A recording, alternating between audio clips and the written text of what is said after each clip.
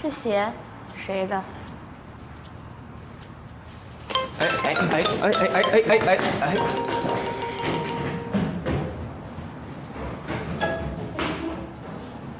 这么看来是你的了。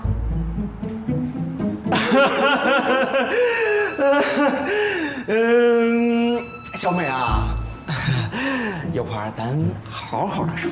那你给我解释解释，我脸上的鞋印子怎么回事？你伤害了我。啊，事情是这样的，你昨晚上喝多了，抱着我又哭又闹的。我本来想把你送到楼上的，结果谁知道你对我不依不饶啊！事情不是这样的，你呢是为了我更好的成长和发展，你不顾着自己喝醉的身体、疲惫的精神，孜孜不倦地教诲着我，仍然坚持在教育的第一前线，我十分的感激你。所以你为了报答我，就用脚踩我的脸。你在谆谆教诲我的同时呢，你脚底一滑，不幸要摔倒，我不能见死不救呀！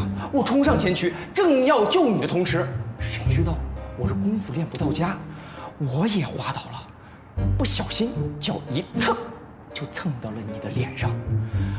我对此事啊，万分的内疚和自责。真的假的？当然是真的了。我如果说假话的话，一个雷，咔嚓劈死。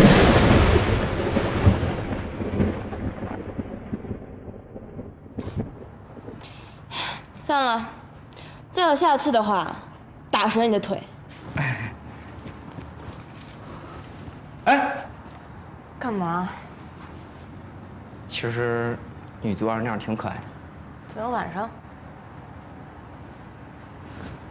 你敢说出去，打折2条腿。